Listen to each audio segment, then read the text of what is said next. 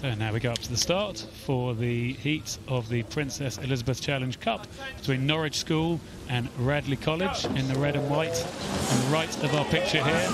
And we see both crews getting smoothly away. As you say, there's an explosion of power, an explosion of sound. The coxes get going and the crews both getting away pretty well. Yeah, and I think Radley will be looking for a strong start to the competition here. They were fourth in the school's head, but they think they've made a lot of improvements through the season here. Quickest junior crew at Marlow Regatta and fifth in the A final of Championship 8s. So, and Radley have been perennial performers in the Princess Elizabeth Cup over many, many years. So they'll be looking to set their campaign up this year with a good start. And I think Norwich are going to have to really go at them, which we're seeing them doing as they come out from the top of Temple Island. The Norwich crew were fifth in the B final of Championship 8s at National Schools, sixth in the B final of Junior 8s at Marlow. So I think they know they're up against it, having been in the same competitions as Radley through the year, as we move here along the course up past the barrier coming towards Forley. Well, Greg, I think you call it absolutely right. We saw the Norwich School crew throwing everything they could into the first pass of the race. They knew they're up against a very, very fast school crew here in the Radley 8, and so they gave it everything they could.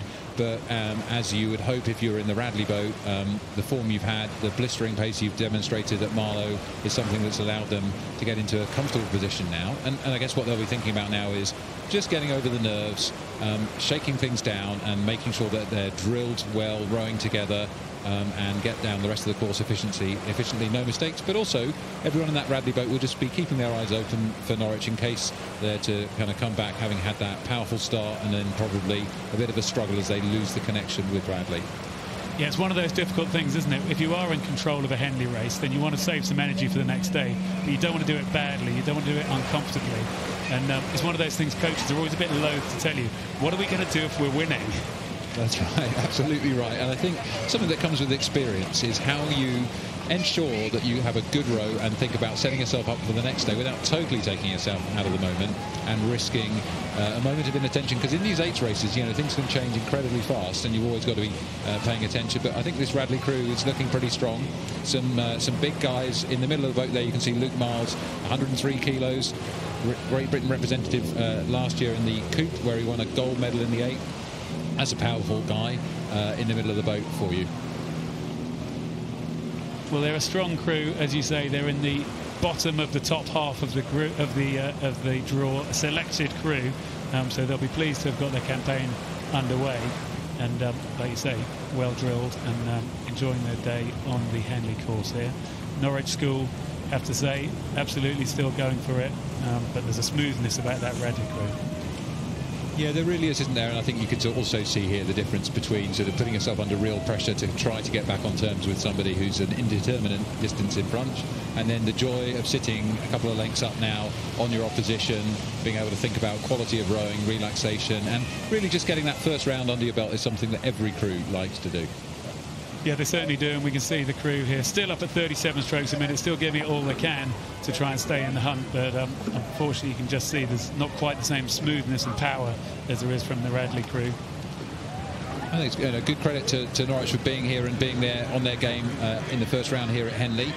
You can see, I think, probably a little bit of popple on the water. Some of the blades in the Norwich crew sort of hitting the water a little bit as they struggle with a bit of bounce, perhaps the wake of a wash that's the wake of a boat that's gone by and thrown up a bit of wash. That makes it challenging, particularly at this point in the course when you really are starting to feel tired in the legs. And that's where maintaining your technical form is so important, particularly in the big boat, the 8.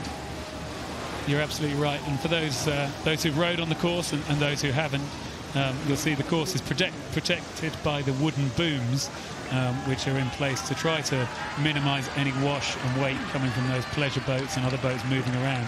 But there still always seems to be a bit of a popple, a bit of movement in the water, which really means you need great boat skills, because you never know quite what's coming next compared to being on a consistent 6-lane lake.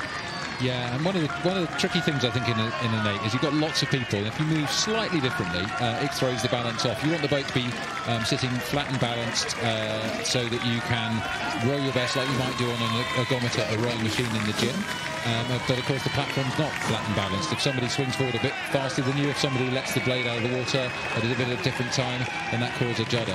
And here we go, Radley sitting in a commanding position, letting Norwich come back at them towards the finish, but still totally in control as they cross the line in the first round of the Princess Elizabeth Challenge Cup.